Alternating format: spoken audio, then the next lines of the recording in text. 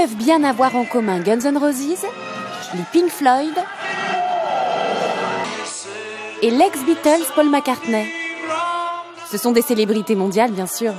Et en tournée, ces stars ont le même chef.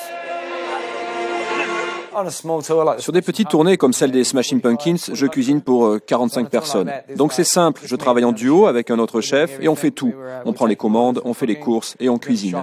Mais sur d'importantes tournées, comme celle de Madonna, là il faut cuisiner pour 350 personnes par concert. Scotty Finlay œuvre dans l'ombre derrière les scènes immenses. Ses plats réconfortent les stars, leurs musiciens et leurs équipes techniques.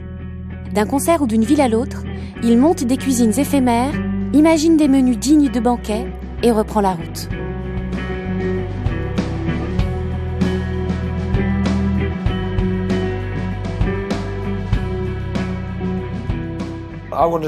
Je voulais un boulot qui me permette de voyager. Je suis donc devenu chef de cuisine. Tout le monde a besoin de se nourrir. Où que tu ailles, tu trouveras toujours quelqu'un qui a besoin d'un cuisinier.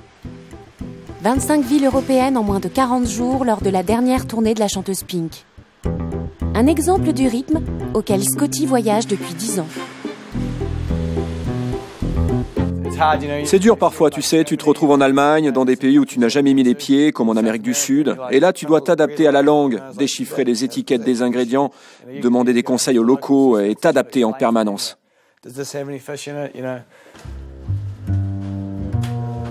Scotty a appris à déchiffrer les rayons et à cuisiner avec des ingrédients du monde entier. Il est chez lui partout, même dans un supermarché asiatique à Paris. Mais où est ma sauce poisson préférée?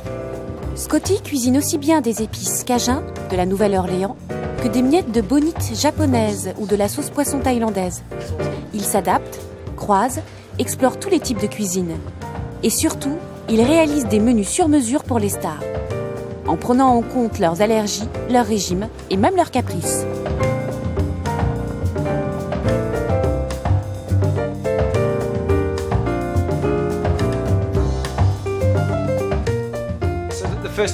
J'ai dû cuisiner des bananes plantains pour Rihanna lors de sa tournée. Elle les voulait en chips, comme lui faisait sa mère. C'était une première pour moi. Après quelques recherches, j'ai trouvé cette technique. De la cuisine sur mesure, comme ce ceviche imaginé pour Madonna et ses danseurs qui voulaient du frais et sain. Des recettes barbecue pour des rappeurs nostalgiques. Et des recettes végétariennes pour les équipes Paul McCartney soumises au même régime sans viande que le chanteur. J'ai inventé un burger végétarien qui a la texture et le goût de la viande. Il suffit d'utiliser des noix, des lentilles, du riz brun et un peu de protéines végétales. C'est plein de saveurs et je suis même sûr qu'un mec bourré ne ferait pas la différence.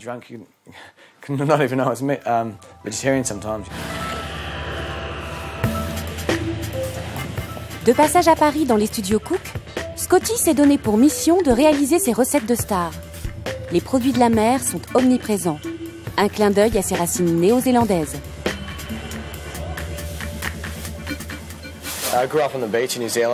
J'ai grandi sur une plage en Nouvelle-Zélande à manger des produits de la mer. Avec mon père, on allait surfer et pêcher. Ah, sympa ce thon. C'est parfait pour le sashimi. Ok, ça c'est parfait aussi pour le ceviche. Un beau poisson blanc.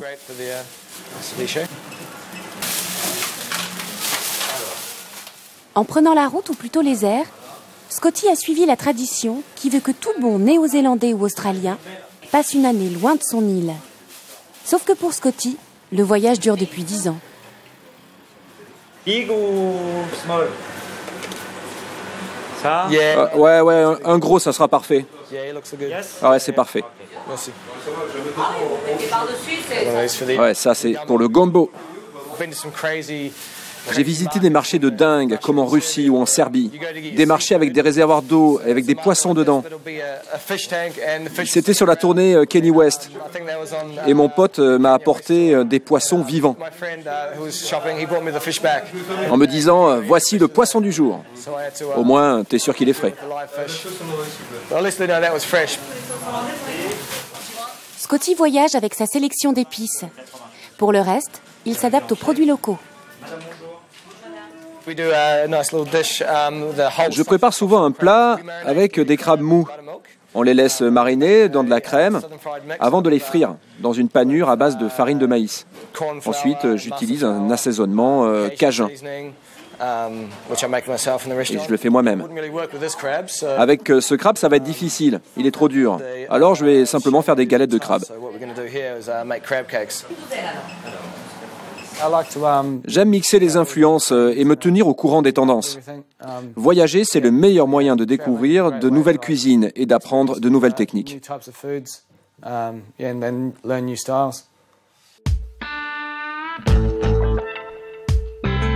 Avant de voyager à travers le monde, ses couteaux en poche, Scotty Findlay a consenti quelques sacrifices. À Londres, dans l'un des meilleurs restaurants gastronomiques, il a appris son métier auprès de Gordon Ramsay, le plus médiatique et colérique des chefs anglais. Là-bas, je bossais pendant des heures et des heures. Je me levais à 5 heures du mat, car j'habitais à l'autre bout de Londres. Donc je me levais, j'essayais d'attraper un bus en évitant de glisser sur la neige ou sur la glace. Tout ça pour être au boulot à 6 heures du mat et bosser jusqu'à 1 heure du matin le lendemain. J'ai voulu arrêter, j'en pouvais plus. Mais en même temps, je me suis dit que je gagnais en expérience, que je me formais. Finalement, j'ai tenu 1 année. À la précision des brigades gastronomiques, Scotty a vite préféré la vie de chef rock'n'roll. Sa première expérience lors des MTV Awards en 2003 a scellé son destin. En Allemagne, j'ai croisé un Australien qui m'a passé un numéro de téléphone pour le rejoindre sur la tournée de Ben Harper en Europe. Et j'ai pensé que ce serait génial d'y participer. J'étais sur le point de retourner bosser pour Gordon Ramsay, mais je me suis tellement éclaté lors des MTV Music Awards que j'ai préféré signer pour la tournée de Beyoncé.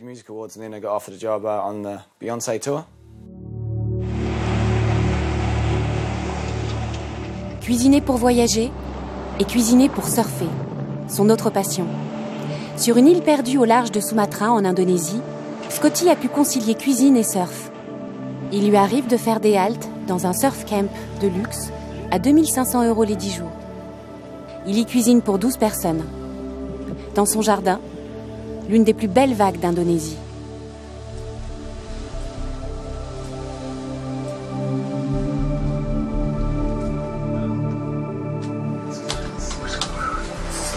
Ça, c'est la salle à manger avec la télé. Et là, c'est le bar. J'ai quand même réussi à faire un break en fin de saison. On était 4 amis et on a essayé d'atteindre une île perdue au fin fond de l'Indonésie. Il faut 32 heures de bateau pour y arriver. Et une fois que tu y es, tu peux faire le tour de l'île en moins de 2 heures à pied. C'était le paradis, moi et 3 amis, et l'île pour nous. Là, je prépare mon roux et j'ai un ragoût de poulet sur le feu. Et là, il y a une casserole prête pour les crabes. Ils n'ont pas l'air très heureux. Il faut faire gaffe avec les crabes vivants, ils peuvent te mordre. Et nous, on les plonge direct dans l'eau.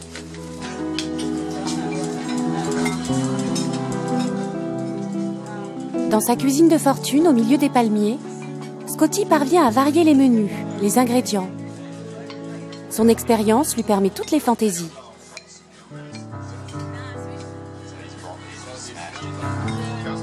Aux cartes postales, Scotty préfère les recettes. Il a ainsi appris à cuisiner l'une des meilleures recettes d'Indonésie, le rendang, sorte de bœuf bourguignon local.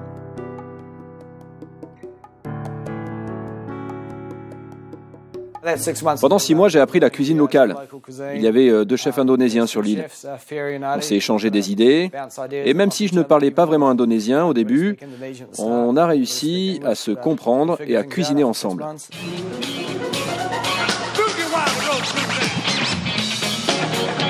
Scotty n'a pas fini de danser sur les scènes du monde entier.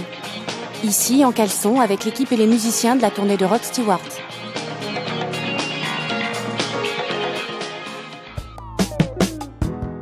Ces dernières années, il s'est trouvé un point de chute dans un restaurant à Sydney. Chaque année, il cuisine au moins 6 mois au Panama House face à la célèbre plage de Bondi. Un restaurant avec une plage et une vague à proximité. Le rêve pour un chef retraité du rock'n'roll. J'aimerais bien ouvrir mon resto au Mexique et y servir ma cuisine, avec toutes les influences, proposer 5 ou 6 plats différents et changer les menus tous les 2 jours. Ouais, j'ai envie de créer et innover un jour. Yeah, I like to mix things up and change my ideas around.